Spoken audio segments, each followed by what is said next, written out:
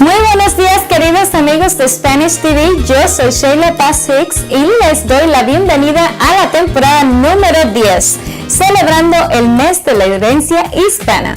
Estas dos últimas semanas han estado muy ocupadas, llenas de celebraciones tales como el Festival de la Familia Latina en el Zoológico de Nashville, la celebración del Bicentenario de la Independencia de México, la fiesta de Conexión Américas. Bueno, si me pongo a decirle cuántas fiestas han habido y las que faltan, nunca acabo. Pero déjenme decirles que desde el pasado 30 de septiembre hasta hoy, 2 de octubre, se han estado celebrando el Festival Internacional del Cine Negro, en el cual varios filmes latinoamericanos han sido expuestos. Si usted desea ir a ver algunos de estos filmes, pues todavía tiene tiempo de ir hoy en el Hotel Lowe's en la avenida West End. Bueno, ahora pasamos a un corte comercial y ya regresamos con las noticias.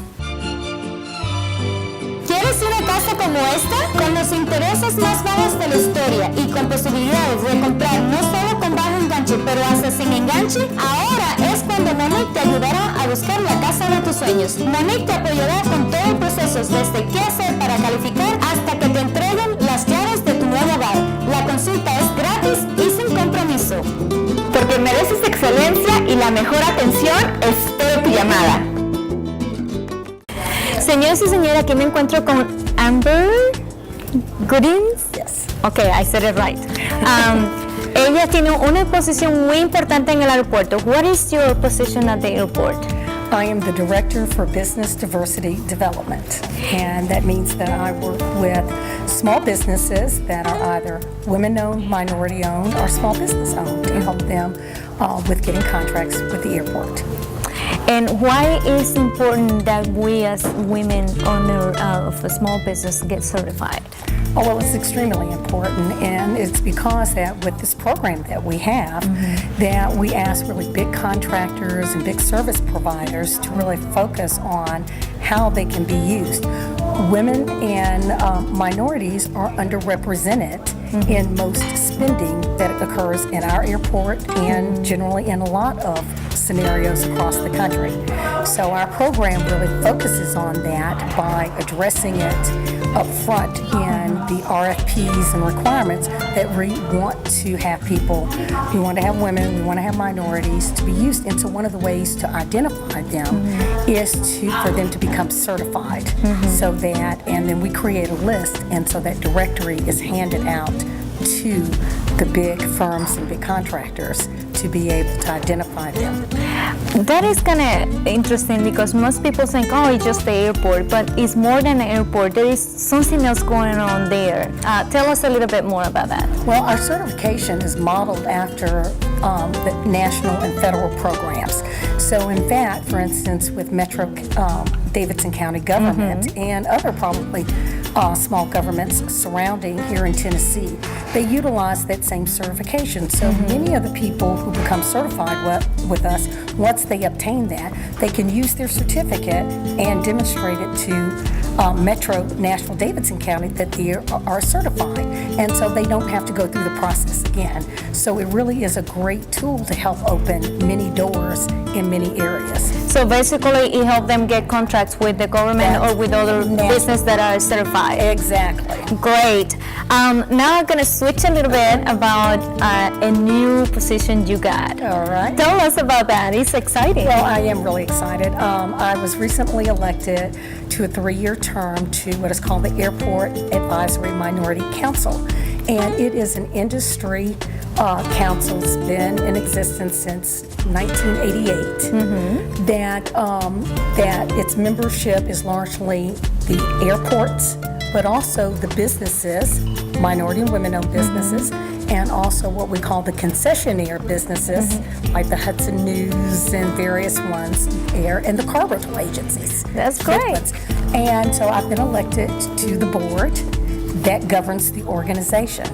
And so for me, what's really exciting about doing that is that I want to focus our attention as an organization to continue to really bring quality programs and training programs to particularly the small businesses. That's great. In the area, and so that's what my focus is going to be. So come out and do some business with the airport. That's right. Come and get certified. Restaurants and music at the airport all through the year. And they have Latino restaurants too. We certainly do. Yes, they are catering to everyone. Everyone is welcome. And Amber can help you with your certification if you're an owner of a small business. That's correct. She can help you, so thank you so much for being with us today. I've enjoyed it. Thank you. Y no le cambie que seguimos con más aquí en Spanish TV. ¿Está listo para que su voz sea escuchada?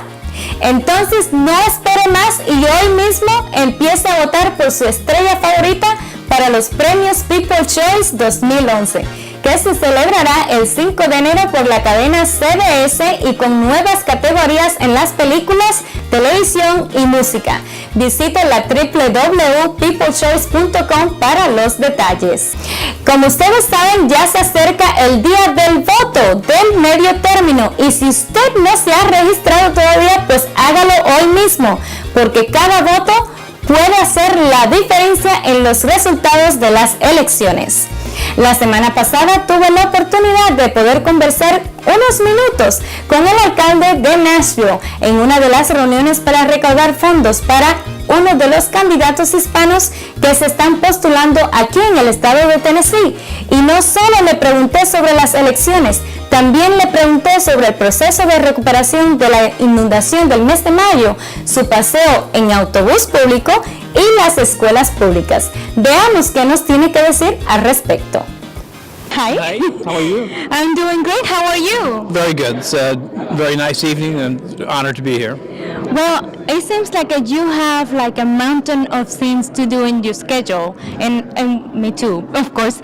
But you have been so busy trying to do so many things. There are so many things in your schedule that it's hard to catch up with you. So what is going on?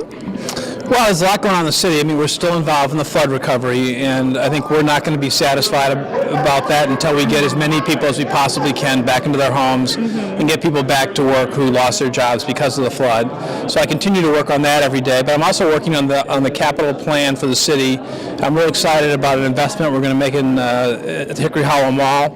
Great. Where we want to put in the health department, a library, a park, and bring some of the, have an expo where we can have some of the functions that are at the fairgrounds take place out there. I mean, I think South Nashville, that area of the city, needs more services, and I want to help get more services there. That's great. Talking about the fair, what plans are there for the fairgrounds? That this is going to be the last year that it's going to be open. Well, the immediate thing we need to do, and I put money in the capital budget to do this, is to build a park. There's 120 acres there. 40 acres of it is in a floodplain. There's actually a creek, Browns Creek, that runs in it. We need to restore the creek, and we need to create a park with soccer fields and baseball fields, have the public involved in telling us what they want. But I think a park there would be great. The rest of the property, I think, represents a real opportunity for the city to expand the tax base, create jobs, and make that area of the city much more attractive. That's great. You have been taking a bus ride. Yes. What is the message behind that bus ride? Well, I want to encourage people in Nashville, everybody, to try the buses. I take the bus once or twice a week, and I really enjoy it. The buses are comfortable, they're clean, their air conditioning works better than my car works, and the people are friendly. And I think it's important for our city to start looking at mass transit solutions. I mean, we're a growing city. We need to deal with traffic congestion. We need to deal with air quality issues. And I think buses are an economical way for people to get around. And I enjoy it. I mean, it might not work for everybody, and I'm certainly not trying to get people to give up their cars, but I think we do need to encourage people to look at mass transit alternatives. I guess I got to try that one day with you. You should. You'd have fun. You can get up early in the morning, and we'll do it. Okay, we'll make a plan for it. All right, thanks. Let me ask you about the schools. How's it going with the new plans or the new budget that we got for the school for the Race to the Top? Well, very good. I mean, I think the fact that we got the Race to the Top money is a real tribute to the governor. I mean, Governor Bredesen has been totally committed to public education. He has worked hard to reform and have Tennessee be sort of the center of education reform in this country. And the fact that we were picked to be the first state, along with Delaware, but we got more money, is a real honor. And it's an honor I think it really is underscores what the governor has done. But I'm really excited that Tennessee is embracing reform. We got a lot of work to do. We got to stay focused on education. It's the number one priority for our city, and will remain the number one priority for me as long as I'm mayor. Great. There is also the development of the music center, and a new company was awarded a contract to run the hotel. What company is it? Well, Omni Hotels is working with the city to be the headquarters hotel for the convention center. And it's a great deal because Omni it's basically a $250 million hotel. They're not asking the city to issue bonds to support them. We're giving them some incentives, but they're basically writing some very, very big checks. It's a great company, and we're going to have the hotel attached to the Country Music Hall of Fame right by the convention center. So we'll be creating a campus there at the convention center that really emphasizes our greatest strength, which is music. And I think we're going to have probably the most attractive and the most interesting convention center headquarters hotel in the United States. Can't wait to see it. I can't either. And let's get back to tonight. What do you expect to see tonight here? And do you think that our candidates, I said ours because I'm a Democrat too, will win this race? Well, I think, the races in Middle Tennessee and the races around here are really going to be decided by, I think, less by party than by the candidates. I think there are a lot of really strong Democratic candidates that people in Middle Tennessee split their ballots. They don't vote the party line. They're going to vote whoever they think is best. And I think you're going to see the Democrats do well because they have some strong candidates. Nationwide right now, this is going to be a tough year for Democrats. This is the way it appears to be going. Of course, there's 2 more months before the election. You never know what's going to happen. But an off-year election for the party in power is generally a difficult one. Yeah, but it seems like there is so much negativity going around and people don't want to listen to what the candidate wants to say or what they stand for. What do you think about that? Do they need to read more, get more informed, or what? Well, I think certainly the more people can read and the more they can get informed, the better. I mean, my role as mayor is actually nonpartisan. But I think as citizens, we definitely want everybody to be involved in the electoral process, to read and study the issues and make their best vote they possibly can. And I think that the more they study things, the more likely they are to actually be involved and show up at the polls. I mean, right now, everybody's saying that young people are not voting because they're just not as interested this time as they were at the presidential election. And young people definitely need to vote. This is an important election. I mean, I would hope that we could have a more positive discussion of issues, is what I would hope. I would hope that some of the stuff that's going on in Washington, this constant fighting between the parties and bickering, would not carry down to us. I mean, we don't need that here. What we need to do is be serious about solving issues like jobs, and just creating a better city and state for our children to grow up in. You said it right. Well said. No, thank you. Well said. Thank you so much for your time, and we'll plan on that bus ride. Yes, we'll do it. Thank you. No le cambie, amigos. Seguimos con más aquí en Spanish TV.